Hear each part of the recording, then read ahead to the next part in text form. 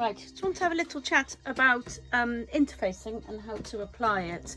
What I never do is use the pattern piece to cut out the interfacing, because actually you don't need interfacing in your seam allowances, and I actually quite like definitely not having any interfacing in those bits that you're going to sew together. So what I'm going to do here is I've put my interfacing glue side down on my fabric piece that needs to be interfaced, and I'm just going to cut it a little bit smaller. I mean, your seam allowance is 1.5 centimeters, so actually you can cut it even smaller than this, but this will do for now.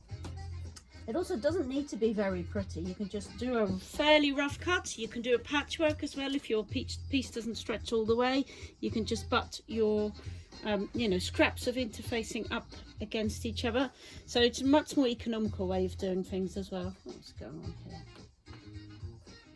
Okay, so I'm just going to cut this one down. You definitely don't want any interfacing to stick out beyond the edge of your fabric, and any tiny little scraps of interfacing that you cut off, put them on the floor or put them straight in a bin. Do not leave them lying around on your ironing board, because you will absolutely, at some point, one of them will flip the wrong way round and end up attaching itself to the bottom of your iron.